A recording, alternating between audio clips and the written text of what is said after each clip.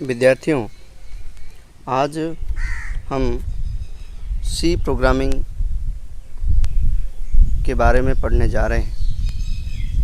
जो आज का विषय हमारी वह है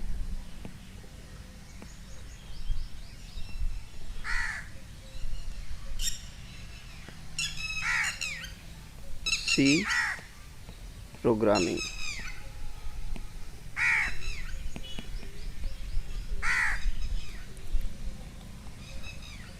सी तो उस लैंग्वेज का नाम है। फिर यहाँ पर एक नई टर्म आपको दिखना है, वो है प्रोग्रामिंग। प्रोग्रामिंग मतलब प्रोग्राम करने की प्रक्रिया को, the process of making program, that is programming. हम प्रोग्रामिंग क्यों करते हैं, आपको ये समझना बहुत ज़रूरी है। आपको मैं ये डेफिनेशन बता रहा हूँ, प्रोसेस ऑफ मेकिंग प्रोग्राम। तो जब हम प्रोग्रामिंग की बात कर रहे हैं तो आपको ये समझना भी बहुत ज़रूरी हो जाता है कि हम प्रोग्रामिंग क्यों करते हैं। Why do we make program, हम प्रोग्राम क्यों लिखते हैं, ये आपको समझ में आना चाहिए। प्रोग्राम होता क्या है, अगर मैं कंप्यूटर की टर्म्स में बताऊं, जनरल टर्म में तो आप सभी इस बात से परिचित है कि प्रोग्राम होता क्या है। जैसे हम कहीं घूमने का प्लान बनाते हैं, वही प्रकार का प्रोग्राम है। तो ठीक इसी प्रकार से कंप्यूटर से हम चाहते हैं वो हमारे लिए कुछ ना कुछ कार्य करे। तो इसके लिए हम कंप्यूटर को निर्देश देंगे तभी वो काम कर पाएगा। अर्थात निर्देश की जो समूह है, इंस्ट्रक्शन जो सेट है, सेट ऑफ इंस्ट्रक्शंस, जब हम इसे किसी फाइल के अंदर लिख देते हैं और फिर वो कंपाइलर के पास जाता है और फिर कंपाइलर उसे कंपाइल कर देता है। फिर कंपाइलर के द्वारा जो फाइल तैयार होती है, जिसको हम एग्जीक्यूटेबल फाइल के रूप में जानते हैं, वही एग्जीक्यूटेबल फाइल जो है हमें अपनी आउटपुट देता है। अर्थात कंप्यूटर के द्वारा अगर आप कोई काम कराना चाहते हो तो आपको सबसे पहले प्रोग्राम लिखना पड़ेगा। तो प्रोग्राम लिखने से ये बेनिफिट्स हो जाता है, ये फ़ायदा हो जाता है कि आप कंप्यूटर के द्वारा कोई भी कार्य को निष्पादित कर सकते हो, संपादित करा सकते हो। इसके लिए ह्यूमन इंटरवेंशन की बहुत कम आवश्यकता होती है। आपको केवल प्रोग्राम चलाना है और एक बार प्रोग्राम लिखने के बाद आप जब चाहे तब उन प्रोग्राम को रन करा सकते हो और कितने भी लोग उस प्रोग्राम को रन करा सकते हैं। ये उसकी विशेषताएं हैं। तो प्रोग्राम लिखने की जो प्रक्रिया है उसे हम प्रोग्रामिंग कहते हैं। आप तो ये समझ गए होंगे। प्रोग्राम लिखने के लिए आपको किसी न किसी प्रोग्राम लैंग्वेज की ज़रूरत पड़ेगी। हम जिस लैंग्वेज की बात कर रहे हैं उसका नाम है सी। तो ये समझना बहुत ज़रूरी है आपके लिए, सी है क्या। तो सीधी सी बात है, जो अभी तक आपने पढ़ा इसके आधार पर आप कह सकते हो सी एक प्रोग्रामिंग लैंग्वेज है। लेकिन इसकी जो इतिहास है इसके बारे में हमें थोड़ा जानना चाहिए। जो इसकी हिस्ट्रिकल डेवलपमेंट है इसके बारे में आप सभी को मैं कुछ महत्वपूर्ण जानकारियाँ दे रहा हूँ। आप इसे ध्यानपूर्वक समझने का प्रयास करें। दुनिया में सबसे एक प्रोग्रामिंग लैंग्वेज जिसका नाम था एल्गोल, मैं आपको बताने जा रहा हूँ। एल्गोल ये एल्गोरिदम बेस्ड था। अब आप कहोगे एल्गोरिदम क्या है। एल्गोरिदम किसी भी कार्य को करने की एक क्रमबद्ध तरीका है, मतलब स्टेप बाय स्टेप प्रोसीजर। किसी भी कार्य को क्रमबद्ध तरीके से अगर हम करते हैं तो उसे हम एल्गोरिदम कहेंगे। तो सी जो प्रोग्रामिंग लैंग्वेज है, इससे पहले 1961 में एक प्रोग्रामिंग लैंग्वेज एल्गोल के नाम से था। इस एल्गोल की प्लस भी थे, माइनस भी थे। लेकिन इसकी जो माइनस पॉइंट थे इसे कम करने की कोशिश की गई। जब की गई फिर एक नई प्रोग्रामिंग लैंग्वेज डेवलप हुआ जो कैम्ब्रिज यूनिवर्सिटी में डेवलप की गई। उसका नाम था CPL। CPL का मतलब होता है, अगर इसका मैं डेफिनेशन आपको बताऊं कंप्लीट, कंबाइन प्रोग्रामिंग लैंग्वेज। ध्यान से आप इन चीज़ों को समझने का कोशिश करें। कंबाइन प्रोग्रामिंग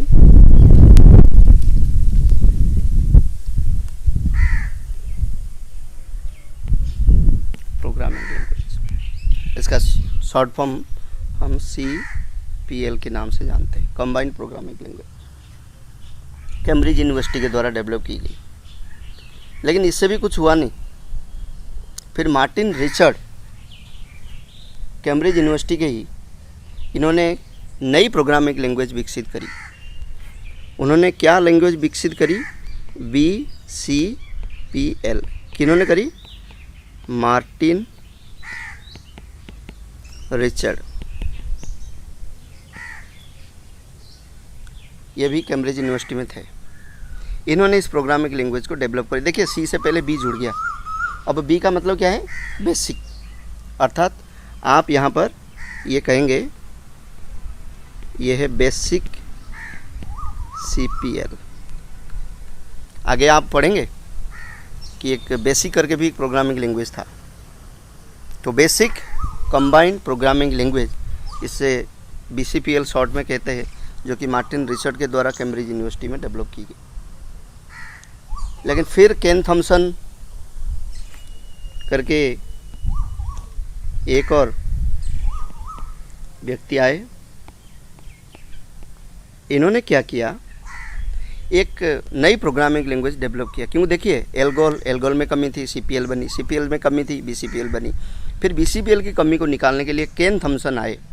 और मैं आपको ये जो बात बता रहा हूँ ये लगभग 1968 की बात है, 1968 की बात है। तो 1968 में केन थॉमसन ने एक न्यू प्रोग्रामिंग लैंग्वेज डेवलप किया जिसका नाम रखा B। ध्यान दीजिए, पहले एल्गोल, उसके बाद CPL, उसके बाद BCPL जो मार्टिन रिचर्ड ने बनाया। लेकिन केन थॉमसन आ गए और उन्होंने कहा नहीं, इनमें सब में कमियां हैं और इसी कमी को दूर करते हुए एक नई प्रोग्रामिंग लैंग्वेज डेवलप किया जाए जिसका नाम रखा गया B। तो B केन थॉमसन के द्वारा इन्वेंट किया गया है। और डेनिस रिची, ये भी एक बहुत बड़ा नाम है। आप इन्हें बहुत ध्यान से याद रखें, एग्ज़ाम में भी ये सवाल बनता है। Dennis Ritchie, NIS, Ritchie RITCHI, Dennis Ritchie. इन्होंने 1970 में दो प्रोग्रामिंग लैंग्वेज को लेके B plus BCPL,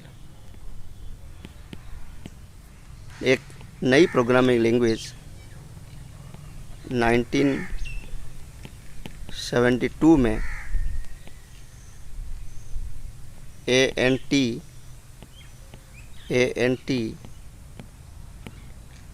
bells lab के अंदर ये प्रोग्रामिंग लैंग्वेज को डेवलप कर दिया।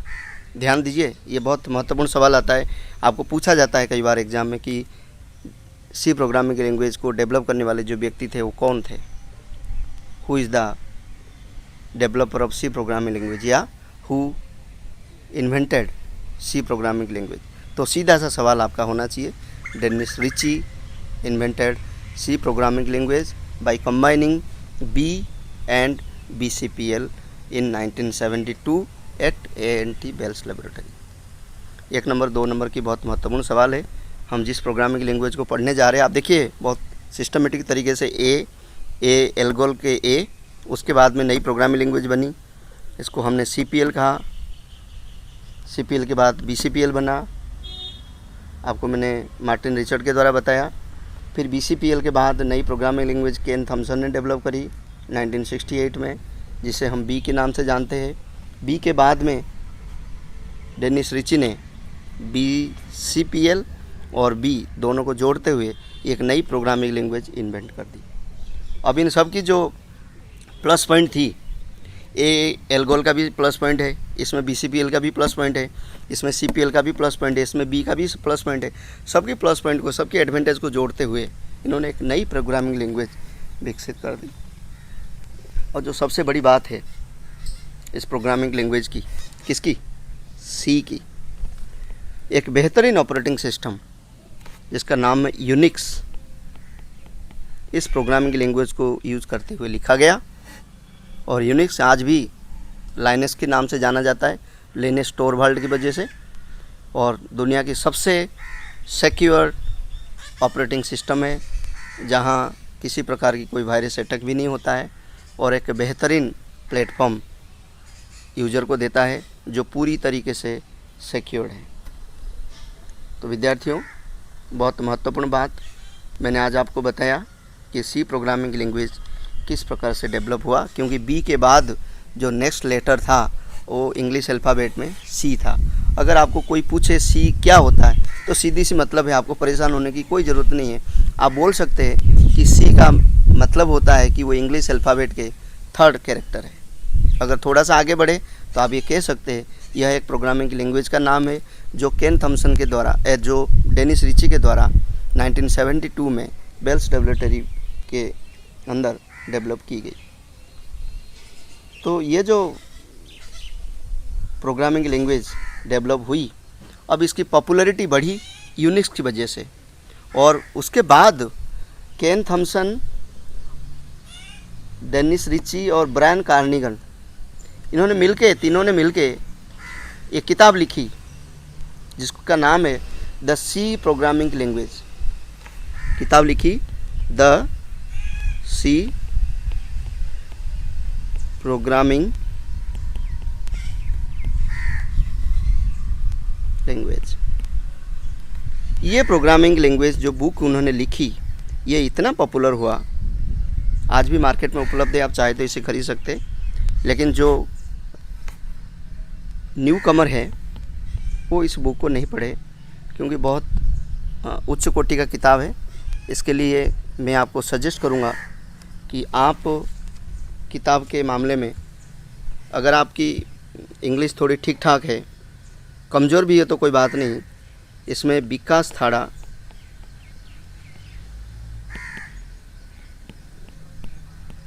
का है C प्रोग्रामिंग सिंप्लीफाइड, C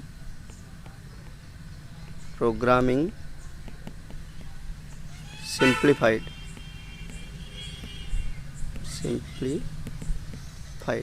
करके बुक उपलब्ध है।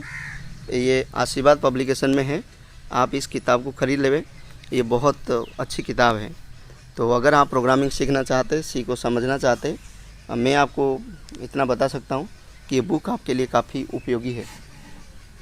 और जब आपने C की हिस्ट्री जान लिया, उसकी विशेषताओं को भी थोड़ा सा जानना ज़रूरी है, हम इसके ऊपर भी बात करेंगे। C की जो सबसे बड़ी खूबी है, मैं इसके बारे में आपको थोड़ा सा बताने जा रहा हूँ, वो है कि ये स्ट्रक्चर्ड प्रोग्रामिंग लैंग्वेज है। प्रॉपर्टी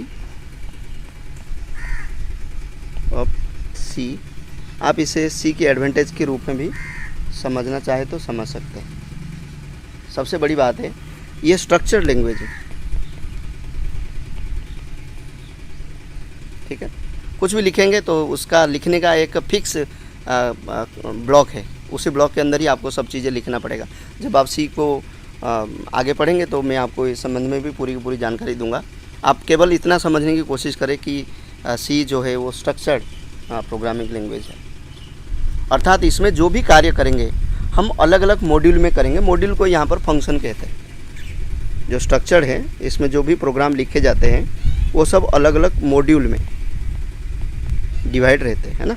मॉड्यूल को हम आगे फंक्शन के रूप में जानेंगे और इसलिए हम कह सकते हैं सी जो है वो फंक्शन ओरिएंटेड प्रोग्रामिंग लैंग्वेज है। ध्यान रखना, function oriented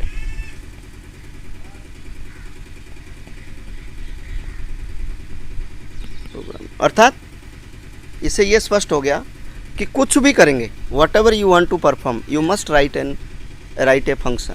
without function you can not imagine C programming language. तो सी प्रोग्रामिंग सीखना मतलब आपको कुछ भी करना है तो फंक्शन लिखने पड़ेंगे। अब फंक्शन कैसे पहचानेंगे आप? जो भी चीज़ें लिखा रहता है उसको पहचानने का एक तरीका है। जैसे ऐसे लिखा होगा, जैसे कैलकुलेट, और इसे स्क्वायर ब्रैकेट लगाया गया होगा, तो आप ये समझिए कि ये एक फंक्शन है। मैं और आपको इस संबंध में आगे जानकारी दूंगा।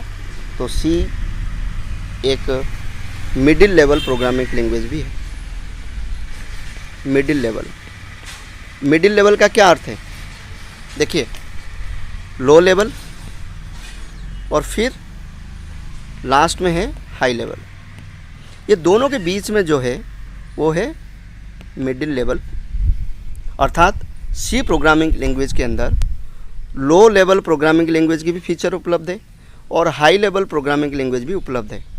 मतलब आप ये जानना चाहते हो कि कौन सी डेटा कहाँ पर स्टोर है, तो पॉइंटर का यूज करके आप ये भी पता कर सकते हो, जो कि लो लेवल हो गया। और आप अच्छी स्पीड से, सबसे तेज़, सबसे फास्ट अपने प्रोग्राम की एग्जीक्यूशन चाहते हो, तो सी दुनिया का पावरफुल और फास्ट एग्जीक्यूट होने वाला एक प्रोग्रामिंग लैंग्वेज है। तो इसके अंदर हाई लेवल की प्रॉपर्टी, कॉम्प्लेक्स से कॉम्प्लेक्स प्रोग्राम भी बहुत आसानी से आप लिख सकते हो, जिससे प्रोग्रामिंग की स्पीड पे कोई फ़र्क नहीं पड़ता, प्रोग्राम बहुत फास्ट एग्जीक्यूट होता है। और मेमोरी की किसी लोकेशन को भी आप स्ट्रेस कर सकते हो, पर्टिकुलर किसी हार्डवेयर के लिए भी आप बहुत आसानी से प्रोग्राम लिख सकते हो। इस वजह से सी को मिडिल लेवल प्रोग्रामिंग लैंग्वेज कहा गया। अर्थात मैं आपको एक बात बताऊं, मेरे अनुभव के आधार पर आज तक 1972 में जो प्रोग्रामिंग लैंग्वेज डेवलप हुआ, ऐसा इतना बड़ा किसी की लाइफ टाइम नहीं रहा। तो सी का जो लाइफ टाइम है बहुत बड़ा रहा है। और ये केवल भारत नहीं, भारत के बाहर भी बड़े बड़े यूनिवर्सिटी में, इंजीनियरिंग सेक्टर में जितने सारे लोग आते हैं उन सभी को सी पढ़ाया जाता है। तो सी की जो इम्पोर्टेंस है, सी की जो कैरेक्टरिस्टिक है, इसे समझने की आप कोशिश करें। ये बहुत ही पावरफुल प्रोग्रामिंग लैंग्वेज है, ये रोबस्ट प्रोग्रामिंग लैंग्वेज है। ये सब इसकी खूबी में आता है। मिडिल लेवल प्रोग्रामिंग लैंग्वेज इसलिए कहा जाता है क्योंकि इसमें हाई लेवल और लो लेवल दोनों के फीचर्स उपलब्ध है। हम लो लेवल की फीचर मतलब डायरेक्ट एड्रेस को भी एक्सेस कर सकते हैं, इसकी सबसे बड़ी खूबी है। और दूसरी जो खूबी मैं एक बात और बताने जा रहा हूँ वो यह है कि ये जनरल पर्पज़ है। जनरल पर्पज़ मतलब आप कोई भी कार्य हो ना, आपको अकाउंटिंग करनी है तो सी में प्रोग्राम लिख सकते हो। अगर आपको 2 नंबर को जोड़ना है तो भी आप सी में प्रोग्रामिंग कर सकते हो। आपको कोई म्यूजिक फाइल को चलाना है तो भी आप बना सकते हो। किसी के लिए कोई किसी किराना स्टोर के लिए कोई प्रोग्राम बनानी है तो भी आप बना सकते हो। कोई साइंटिफिक कैलकुलेशन करनी है तो भी कर सकते हो। तो सी की ये सबसे बड़ी खूबी है कि ये जनरल पर्पज़ है, मतलब सबके लिए उपयोगी है। ये मैं खूबी में बता रहा हूँ। पहले खूबी मैंने आपको क्या बताया था कि ये स्ट्रक्चर्ड मॉड्यूल बेस्ड मतलब फंक्शन ओरिएंटेड प्रोग्रामिंग लैंग्वेज है। दूसरी खूबी मैंने क्या बताया कि ये मिडिल लेवल प्रोग्रामिंग लैंग्वेज है जिसके अंदर लो लेवल और हाई लेवल दोनों की फीचर उपलब्ध है। और तीसरी प्रॉपर्टी मैं बताने जा रहा हूँ वो यह है, देखिए ये फर्स्ट, ये सेकंड और ये थर्ड। जनरल पर्पज़ मतलब किसी भी प्रकार के कार्य हो सी में हम प्रोग्राम लिख सकते हैं, चाहे साइंटिफिक कैलकुलेशन हो, चाहे अकाउंटिंग के लिए हो, चाहे किसी पर्टिकुलर हार्डवेयर के लिए कोई प्रोग्राम लिखने की ज़रूरत पड़ते हो, चाहे कोई स्टूडेंट के कोई कैलकुलेशन करने की ज़रूरत पड़ गई हो उसके लिए लिखना हो, चाहे ट्रिगोनोमेट्री की फंक्शन को एग्जीक्यूट करने के लिए कुछ लिखना हो तो भी आप आराम से लिख सकते हैं। इसलिए जनरल पर्पज़ है। नेक्स्ट जो मैं बताने जा रहा हूँ वो भी आपके लिए काफ़ी महत्वपूर्ण है। वो यह है कि सी की जो प्रोग्रामिंग लैंग्वेज है वो प्लेटफॉर्म इंडिपेंडेंट, मतलब आप अगर प्रोग्राम लिख रहे हैं तो आपको ये चिंता करने की कतई ज़रूरत नहीं है कि ये कहाँ रन होगा, कौन सी हार्डवेयर इसको चाहिए। कौन सी ऑपरेटिंग इसको चाहिए। Without any worries about hardware and software you can write C program for users. ये सबसे बड़ी सी की खूबी है कि ये प्लेटफॉर्म इंडिपेंडेंट है। ये हार्डवेयर की किसी पार्टिकुलर स्पेसिफिकेशन के साथ नहीं बंधा हुआ है, ना सॉफ्टवेयर की किसी स्पेसिफिकेशन के साथ बंधा हुआ है। किसी भी एनवायरनमेंट में हम सी की प्रोग्राम को रन कर सकते हैं। अर्थात अगर आपके पास में कोई लाइनक्स की ऑपरेटिंग सिस्टम वाली कंप्यूटर है, उसके अंदर अगर आपने कोई प्रोग्राम डेवलप किया है तो आप विंडोज़ के ऊपर भी आप इस प्रोग्राम को रन करा सकते हो। ये सबसे बड़ी इसकी खूबी है, प्लेटफॉर्म से परे है। कहीं पर भी इस प्रोग्रामिंग लैंग्वेज को आप आसानी से रन कर सकते हो। आपको ये परेशानी कतई नहीं होगी कि इसको कहाँ रन करना है, आपको इसके बारे में सोचने की ज़रूरत नहीं। और जो नेक्स्ट महत्वपूर्ण बात यह है कि ये जो प्रोग्रामिंग लैंग्वेज है ये काफ़ी एफिशिएंट है और प्रोग्राम बहुत आसानी से लिख सकते हैं। अर्थात अगर मैं कहूँ ईजी टू अंडरस्टैंड, क्योंकि ईजी टू अंडरस्टैंड क्योंकि आप जो भी टर्म यूज करेंगे, जैसे अब एक छोटी सी टर्म मैं आपको बताऊं, एक फंक्शन का नाम है प्रिंट एफ। अब देखिए प्रिंट एफ कहते ही आपको समझ में आ जाएगा एफ क्या है, ये ब्रैकेट क्यों लगी है, इसके बारे में अपन बाद में बात करेंगे। लेकिन प्रिंट आप समझते, मतलब ये कोई ना कोई ऐसा काम करता होगा कि प्रिंट करने का काम करता होगा। बिल्कुल सही है, ये एक प्रकार की आउटपुट फंक्शन है। ये सीधा कंसोल पर इसके ब्रैकेट के अंदर डबल कोट्स में जो भी चीज़ लिखा जाता है उसे प्रिंट कर देता है। तो जनरल इंग्लिश की कीवर्ड इसके अंदर इस्तेमाल किए जाते हैं, तो इसलिए इसको समझना बहुत आसान है। और दूसरी बात है कि अगर जैसे दो नंबर को जोड़ना है तो आपको कुछ नहीं करना है, ए प्लस बी। देखो अब प्लस अपन यूज करते हैं, इसमें भी वही प्लस के प्लस है, केवल अंतर कहाँ आता है माइनस के लिए। देखिए आप माइनस करते हैं तो माइनस के लिए यही सिंबल है, मल्टीप्लाई करते हैं तो जनरल टर्म में हम ऐसे मल्टीप्लाई करते हैं, लेकिन कंप्यूटर में एस्टेरिक साइन का इस्तेमाल होता है। डिवीजन के लिए हम ये वाला सिंबल यूज करते हैं, कंप्यूटर में ये वाला सिंबल ही यूज होता है। और शेषफल ज्ञात करना है तो ये मॉड्यूलस का हम ऐसे इस्तेमाल करते हैं। तो एक छोटे से डिफरेंस है, तो इसलिए सी प्रोग्राम को समझना इतना आसान नहीं है। इसमें लगभग हमारी डे टू डे लाइफ में यूज होने वाले जो शब्दावली है उन सभी का प्रयोग करके सी को लिखा गया है। आप आसानी से इसकी कीवर्ड को समझ सकते हैं। तो सी की 5 खूबी देखिए आप, बहुत महत्वपूर्ण है, फंक्शन ओरिएंटेड है। कुछ भी करना है आपको फंक्शन लिखने पड़ेंगे। मिडिल लेवल है, लो लेवल हाई लेवल दोनों के फीचर है, और बहुत तेज़ गति से भी प्रोग्राम को एग्जीक्यूट करता है। जनरल पर्पज़ है, इसमें कोई भी कार्य हो, है ना, उसके लिए अपन प्रोग्राम लिख सकते हैं। प्लेटफॉर्म इंडिपेंडेंट है, प्रोग्राम लिखने से पहले आपको इस बात की कोई चिंता नहीं होना चाहिए कि इसको कहाँ रन करना है। और सबसे बड़ी जो खूबी है, 5वां खूबी, वो है कि आसानी से अपन समझ सकते हैं, क्योंकि इसकी जो कीवर्ड्स है वो day to day life English की इससे लिए गए हैं, और जो कैरेक्टर सेट है वो हम सब इसको समझते हैं, हमारी डे टू डे लाइफ में ये काफ़ी उपयोग में आते हैं। तो इसलिए ऐसा कुछ आश्चर्य वाली बात नहीं कि इसको कैसे क्या करें, तो आसानी से हम इस प्रोग्राम को, इसमें लिखे गए प्रोग्रामिंग को समझ सकते हैं। अब जो नया चीज़ है मैं आपको बताने वाला हूँ, सी कौन सी कैरेक्टर सेट को सपोर्ट करता है। यहाँ तो ये ख़त्म हो गया। ये सवाल आता है कि सी की खूबी के बारे में चर्चा कीजिए, तो ये सब चीज़ें आप आराम से लिख सकते हैं। अब हम नए कंसेप्ट जिसको हम कहते हैं कैरेक्टर सेट, है ना, आप इसे समझने की कोशिश करें। कैरेक्टर सेट मतलब कौन से कैरेक्टर का उपयोग कर सकते हैं इसमें प्रोग्राम लिखने के लिए, है ना, कौन से कैरेक्टर का इस्तेमाल किया जाता है। पहली बात है कि चाहे अपर केस में हो चाहे लोअर केस में हो, है ना, A to Z, है ना, अपर में और लोअर में, ये दोनों यूज किए जाते हैं। जो डिजिट्स हैं वो 0 to 9, ठीक है, और फिर कुछ सिंबल्स, है ना, जैसे ये टिल्ड का साइन, ये लेस देन का साइन, ये ग्रेटर देन का साइन, ये माइनस का साइन, ये प्लस का साइन, है ना। तो ऐसे सिंबल्स का हम इस्तेमाल करते हैं। तो हम सी के अंदर मैक्सिमम जो कैरेक्टर यूज़ करते हैं वो 0 से लेके 255 तक है ना, अर्थात ये 16 बिट प्रोग्रामिंग लैंग्वेज है ना। अगर आपको थोड़ी सी तो ज्ञान होगा बिट्स क्या है, नहीं होगा तो मैं आपको, आप मुझे कमेंट्स में लिखना, जो मैं आपको इसके संबंध में पूरी जवाब दूंगा। कोई भी प्रोग्रामिंग की लैंग्वेज को पढ़ना समझना हो तो इसकी टोकन्स को समझना बहुत ज़रूरी है। ध्यान रखें, टोकन मतलब स्मॉलेस्ट यूनिट। टोकन का मतलब क्या है? स्मॉलेस्ट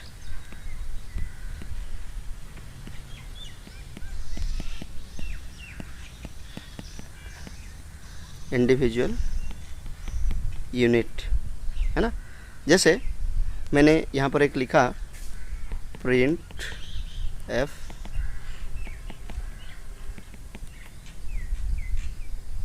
ए, देखिए आप, या छोटे से छोटे इकाई, जैसे ये सेमीकोलन, ये ब्रैकेट, ये ए, ये कॉमा है ना, ये डबल कोट्स, ये डी, ये परसेंटेज का साइन है ना, फिर ये डबल कोट्स, फिर ये ब्रैकेट और फिर ये कीवर्ड, इसको हम कीवर्ड कहेंगे ना, ये कीवर्ड। इन सब का एक मतलब होता है कंपाइलर के लिए, ठीक है ना। अब ये जो पूरा का पूरा जो लिखा था क्या, print F, bracket, double quotes में परसेंटेज डी, कॉमा ए, फिर ब्रैकेट बंद, फिर सेमीकोलन, ये एक स्टेटमेंट है। ये क्या है? एक स्टेटमेंट है। तो इसकी जो सबसे छोटा यूनिट है उसको हम टोकन कहते हैं। तो क्या क्या टोकन्स इसमें उपलब्ध है, हम इसके बारे में पढ़ने जा रहे हैं। आप इसको ध्यान से देखिए। सी के अंदर 6 प्रकार के टोकन्स की व्याख्या की गई। कितने प्रकार के? 6 types of tokens. 6 type of tokens हम इसके बारे में पढ़ने जा रहे हैं। क्या क्या है? ध्यान से एक एक चीज़ का। एक है कीवर्ड, ठीक है। दूसरा है आइडेंटिफायर। तीसरा है कांस्टेंट। चौथा है स्ट्रिंग कांस्टेंट, या स्ट्रिंग। Special symbols,